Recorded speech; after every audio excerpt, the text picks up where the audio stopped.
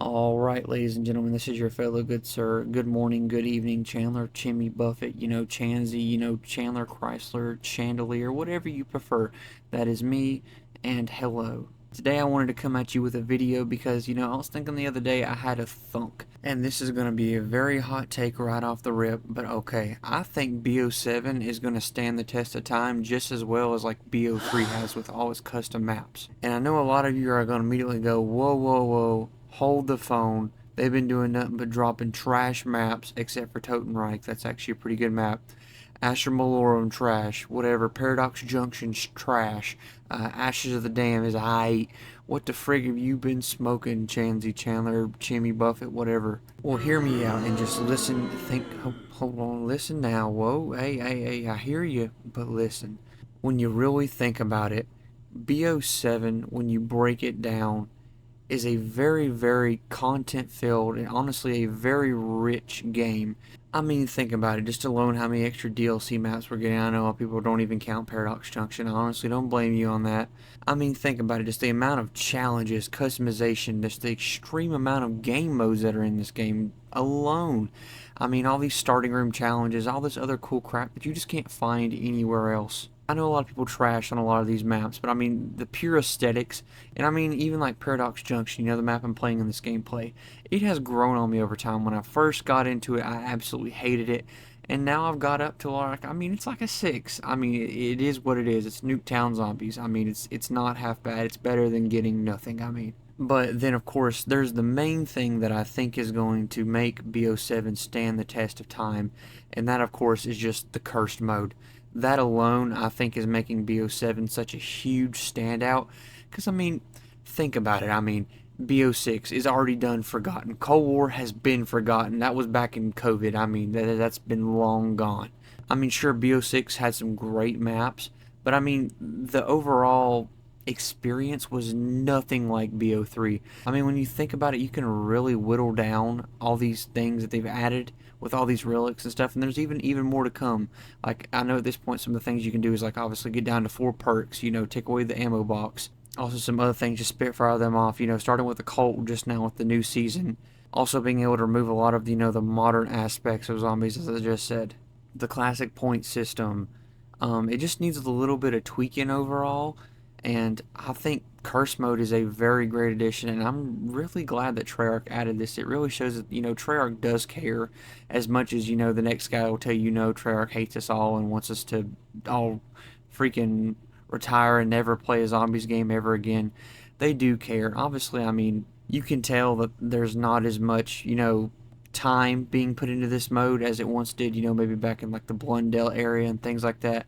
But there still is a lot of love and care put into this game mode, and you can really tell it. A few quick suggestions I wanted to throw in here for, Curse mode is just lower the pack-a-punch prices, possibly lower the salvage cost just to make it kind of feel more kind of like the old days, just to kind of take that factor out a little bit more.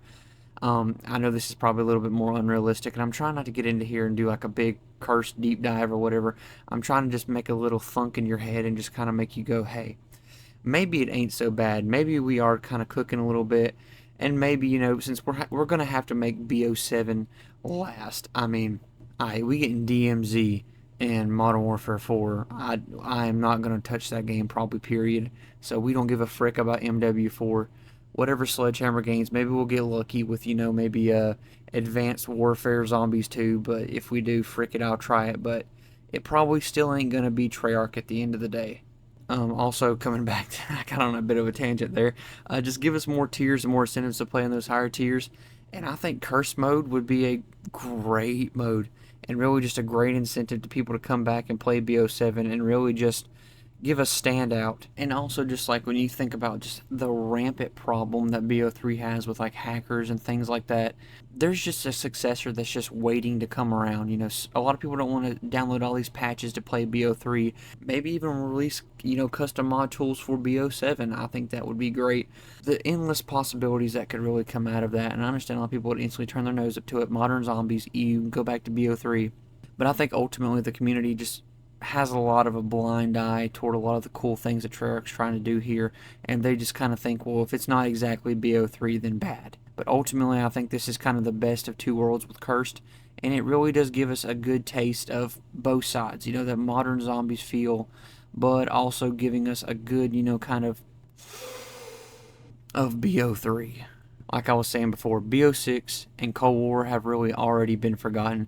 So then you go all the way back to BO4, and you're like, okay, well, this is still absolutely nothing like, I mean, the perk system's completely different, Pack-a-Punch is completely different, health is completely different, everything is completely different. So when you think about it, yes, we do still have a lot of these modern aspects, as you can say, you know, all the armor, all the, you know, leveling up your guns with the salvage and, you know, score streaks and all that crap. But ultimately, they may end up removing that in the future, and a lot of it has already been removed. So I'm excited. I have high hopes. As I said, I don't think they'll remove armor or nothing like that because it's so heavily baked into the system. They would have to completely rework so many things. That's probably just not a realistic thing. It still is a very, very close experience to, you know, Black Ops 3, but still not quite 100% there. But honestly, I think as close as it's ever going to get. And as I said before, ladies and gentlemen, I just kind of want to put this video out here just to kind of make your brain spin a little bit and just kind of think about, hey, maybe we don't have it as bad as we think we do. And, you know, curse mode is very much something to, if you've not given it a try somehow yet, give it a try. I know some people haven't even bought BO7 yet.